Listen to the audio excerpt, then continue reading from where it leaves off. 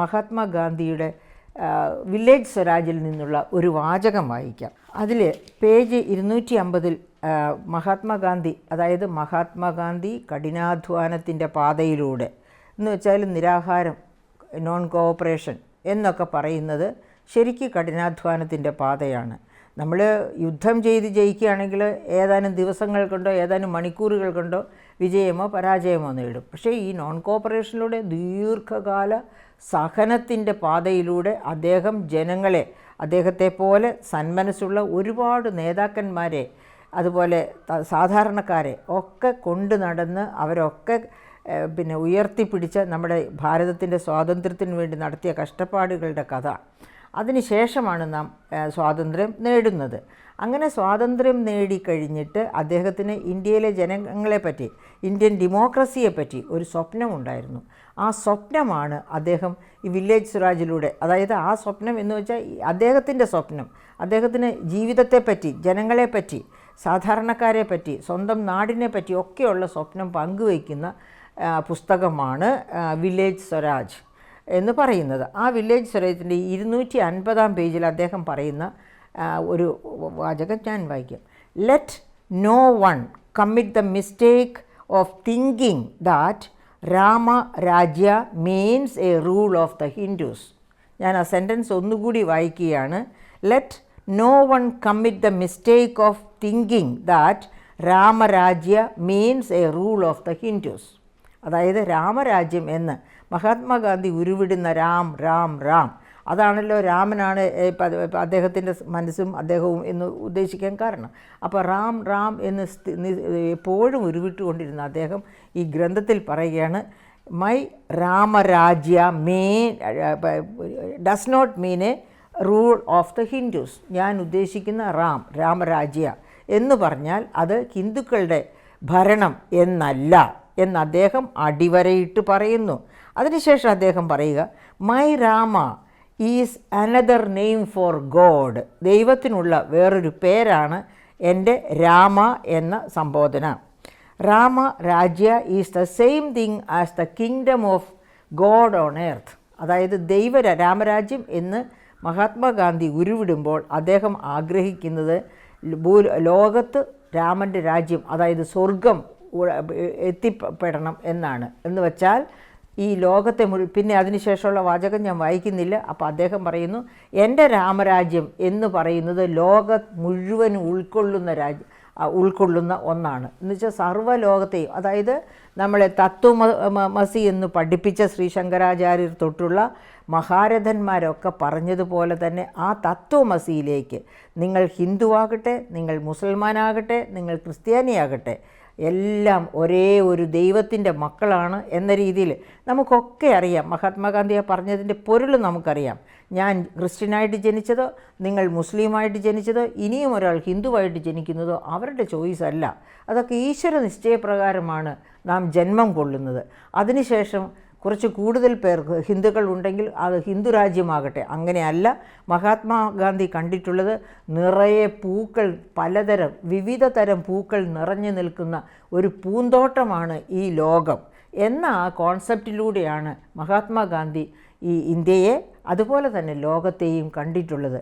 Democracy എന്ന് പറയുന്നത് തീർച്ചയായും ഡെമോക്രസിയെ വിഭാവനം ചെയ്തിരിക്കുന്ന, അതായത് government of the people, for the people, by the people എന്ന ഡെമോക്രസിക്ക് ഒരു നല്ല ഡെഫിനിഷൻ കൊടുത്ത മഹാരഥന്മാർ തൊട്ട്, അതായത് എബ്രഹാം ലിങ്കൻ്റെ ഇതാണ് government of the people, for the people, by the people എന്ന ഡെമോക്രസിയുടെ ഡെഫിനിഷൻ.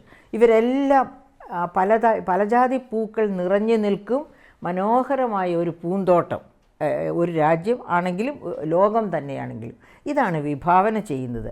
അപ്പോൾ അത്തരം ഒരു ലോകത്തേക്ക് വീണ്ടും, അതായത് അത്തരം ഒരു ഇന്ത്യയെ സ്വപ്നം കണ്ട ജനതയാണ് ഇപ്പോഴും അന്നും ഇന്ത്യയിൽ ഉണ്ടായിരുന്നത്.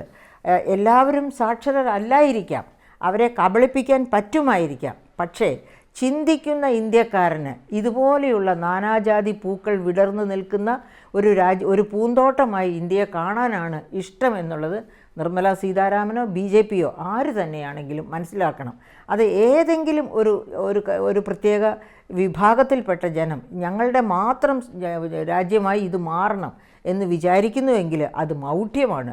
അവരൊക്കെ വിചാരിക്കേണ്ടതാണ്, ഇതുപോലെ പലജാതി പൂക്കൾ നിറഞ്ഞു നിൽക്കും, വിടർന്നു നിൽക്കും, സൗരഭ്യം പരത്തി നിൽക്കുന്ന ഒരു നാട്, ഒരു രാജ്യം, ഒരു ഡെമോക്രസി. അതാണ് നമ്മുടെ ആരൊക്കെയാണ് നമ്മുടെ ഇതിൻ്റെ വിധാതാക്കൾ എന്ന് പറയുന്നത്? മഹാത്മാഗാന്ധി തൊട്ട് ജവഹർലാൽ നെഹ്റു തൊട്ട് സർദാർ വല്ലഭായ് പട്ടേൽ തൊട്ട് ആചാര്യ കൃപാലിനി തൊട്ട് അംബേദ്കർ തൊട്ട് ഇങ്ങോട്ട് പോരുകയാണ്. ഒരു നിര നേതാക്കന്മാരുണ്ട് ഇതുപോലെയുള്ള സുന്ദര സ്വപ്നങ്ങൾ കണ്ട് അതിനുവേണ്ടി ഒരുപാട് സാക്രിഫൈസസ് ചെയ്തവർ. അപ്പോൾ അങ്ങനെയുള്ളവരുടെ സാക്രിഫൈസസ് ഒക്കെ നാം അതായത് രാംലല്ല കൊണ്ട് അവരുദ്ദേശിക്കുന്നത് മര്യാദ രാമനായ ഒരു പുരുഷോത്തമൻ, അതാണ്. അതായത് ഒരു രാജാവ് ആയിരുന്നു രാമൻ, അതുപോലെ ദൈവവുമാണ് രാമൻ എന്ന് പറയുന്നു. അങ്ങനെ മര്യാദാ പുരുഷോത്തമനാണ്, ദൈവമാണ് രാമൻ എങ്കിൽ ഒരു കാരണവശാലും BJPയുടെ ദുർമോഹങ്ങൾക്ക് കൂട്ടുനിൽക്കില്ല. BJP ഇനി മൂന്നാമതൊരു വട്ടം ഭരണത്തിലേക്ക് വീണ്ടും തിരിച്ചു വരികയാണെങ്കിൽ ഇന്ത്യയുടെ ഈ ചരിത്രം മാറ്റി, അതായത് ഇന്ത്യ ബൈ ഹിന്ദു റൂൾ എന്ന തരത്തിലേക്ക് അതിനെ മാറ്റപ്പെടും എന്നത് സംശയമില്ലാത്ത കാര്യമാണ്. അപ്പോൾ അങ്ങനെയുള്ള ഒരു കാലഘട്ടത്തിൽ അതുകൊണ്ട് തന്നെ രാമൻ മര്യാദാരാമനാണെങ്കിൽ ഒരു കാരണവശാലും BJPക്ക് ഒരു മൂന്നാം ചാൻസ് ഉടനെ കൊടുക്കില്ല.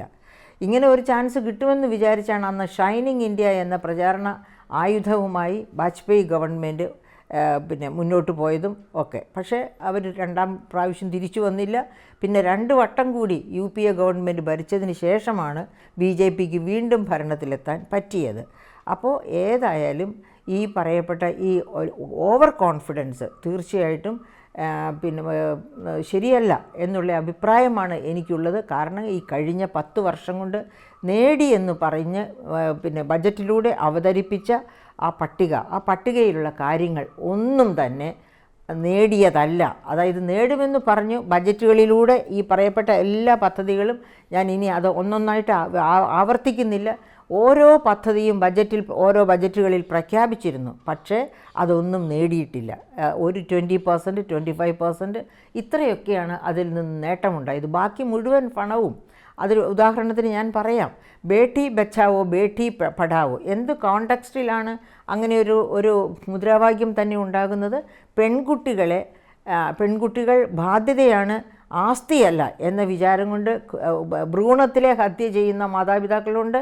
അതുമല്ലെങ്കിൽ ജനിച്ചതിന് ശേഷം അവരെ കൊല്ലുന്ന, കുഞ്ഞായിരിക്കുമ്പോൾ തന്നെ കൊല്ലുന്നവരുണ്ട്. ഇനിയോ അല്ലെങ്കിൽ കൊല്ലാതെ തന്നെ വളർത്തിയാൽ പോലും ആൺകുഞ്ഞുങ്ങൾക്ക് കൊടുക്കുന്ന അത്ര പോഷക സമൃദ്ധമായ ആഹാരം കൊടുക്കാതെ വളർത്തുന്ന, വിവേചനം കാണിക്കുന്ന മാതാപിതാക്കളുള്ള ഒരു ഇന്ത്യയിലാണ് നാം ജീവിക്കുന്നത്. അപ്പോൾ അങ്ങനെയുള്ള ഇന്ത്യയിൽ പെൺകുട്ടികളെ ചേർത്ത് പിടിക്കുക, പെൺകുട്ടികളെ പഠിപ്പിക്കുക എന്നതാണ് ആ മുദ്രാവാക്യം കൊണ്ട് ഉദ്ദേശിക്കുന്നത്. പക്ഷേ ഇതിനു വേണ്ടിയുള്ള പ്രചാരണ തന്ത്രങ്ങൾ കണ്ട ഒരു ഇന്ത്യൻ പൗരൻ തന്നെ സുപ്രീം കോടതിയിൽ അതേപ്പറ്റി പഠിച്ച്, തൻ്റെ വക്കീലുമായി പഠിച്ച് സുപ്രീം കോടതിയിൽ ഒരു റിട്ടേൺ ഫയൽ ചെയ്യുന്നു. എന്നിട്ട് അപ്പോൾ എന്തായിരുന്നു അവരുടെ കണ്ടെത്തൽ? ഈ ബേട്ടി ബച്ചാവോ ബേട്ടി പഠാവോ എന്ന കാറ്റഗറിയിൽ വകയിരുത്തിയിരിക്കുന്ന ഫണ്ട്, ബജറ്റിൽ വകയിരുത്തിയിരിക്കുന്ന ഫണ്ടിൻ്റെ 80% അഡ്വർടൈസ്മെൻറ്റിന് വേണ്ടി മാത്രം പോവുകയാണ്. അപ്പോൾ പിന്നെ എന്ത് തരം ചേർത്ത് പിടിക്കലാണ് ബേട്ടി ബച്ചാവോ ബേട്ടി പഠാവോ എന്നും പറഞ്ഞ്? ആ തരത്തിലാണ് ഈ BJP ഗവൺമെൻറ് കഴിഞ്ഞ 10 വർഷങ്ങളിൽ ഇന്ത്യൻ ജനതയെ, അതും സാധാരണക്കാരെയാണ് ഇത്രയധികം പറ്റിക്കുന്നത്. സാധാരണക്കാരെ എന്ന് വിചാരിക്കേണ്ട, ഈ മഹത്തായ മുദ്രാവാക്യങ്ങളൊക്കെ കേൾക്കുമ്പോൾ നമ്മൾ ആരും വിചാരിക്കാൻ കൊള്ളാമല്ലോ ഈ ഗവൺമെൻറ്. പക്ഷേ ഈ ഗവൺമെൻറ് എത്ര ചെയ്തു, എത്ര അച്ചീവ് ചെയ്തു എന്ന് നോക്കി വരുമ്പോഴാണ് നമ്മളെ മണ്ടന്മാരും മണ്ടികളുമാക്കുന്ന ബജറ്റുകളാണ്, ഗവൺമെൻറ്റാണ് എന്ന് നമുക്ക് ബോധ്യം വരിക. അതുകൊണ്ട് പ്രിയപ്പെട്ട നിർമ്മല സീതാരാമൻ ഒരു വനിത എന്ന രീതിയിൽ അവരൊരു നല്ല കുടുംബിനിയുമാണ്. അതുകൊണ്ട് തന്നെ നല്ല കുടുംബിനി ആയതുകൊണ്ട് തന്നെ അവർ നല്ല ധനകാര്യമന്ത്രിയുമായിരിക്കും ഇന്ത്യയുടെ. പക്ഷേ അതായത് പുകഴ്ത്തലിൻ്റെ രാഷ്ട്രീയം അത് ഒരു നല്ല കുടുംബിനിക്കും ചേർന്നതല്ല, അതുപോലെ തന്നെ ഒരു നല്ല ഫിനാൻസ് മിനിസ്റ്ററിന് ഒട്ടുമേ ചേർന്നതല്ല. നല്ല ഒരു ഫിനാൻസ് മിനിസ്റ്റർ, എത്ര വരുമാനമുണ്ട്, ആ വരുമാനം എങ്ങോട്ടൊക്കെ ചെലവഴിക്കണം, എന്തായിരിക്കണം മുൻഗണനകൾ എന്നൊക്കെ തീരുമാനിച്ച് ചെലവ് നടത്തുക, ബജറ്റ് അവതരിപ്പിച്ച് ചെലവ് നടത്തി അതായത് സമ്പദ്ഘടനയെ വളർച്ചയിൽ നിന്ന് വളർച്ചയിലേക്ക് ഒറ്റ ചാട്ടത്തിന് വളരാൻ ഒക്കില്ല. ഒരു സമ്പദ്ഘടനയ്ക്കും സാവകാശമേ വളർച്ചയുണ്ട്. ആ വളർച്ചയുടെ സദ്ബലം സാധാരണക്കാരിലേക്ക് ഇറ്റിച്ചിറങ്ങത്തക്ക രീതിയിൽ അത് ഡിസ്ട്രിബ്യൂട്ട് ചെയ്യുന്ന ഒരു ധനമന്ത്രിയായിരിക്കണം. അല്ലാതെ പാടി പുകഴ്ത്തലുകൾ കൊണ്ട് അടുത്ത പ്രാവശ്യവും മന്ത്രിസഭ ഫോം ചെയ്യും, ഗവൺമെൻറ് വരും, മന്ത്രിസഭ ഫോം ചെയ്യും, ഞാൻ തന്നെ ധനമന്ത്രിയായിരിക്കും എന്ന് ഉറപ്പിക്കത്തക്ക പാടി പുകഴ്ത്തലുമായിട്ട് ഒരു കാരണവശാലും ഒരു നല്ല ധനമന്ത്രി ഇന്ത്യൻ ജനതയുടെ മുൻപിലോ ലോക ജനതയുടെ മുൻപിലോ തല ഉയർത്തി നിൽക്കുന്നത് അഭികാമ്യമല്ല എന്ന് മാത്രമാണ് എനിക്കിവിടെ പറയാനുള്ളത്.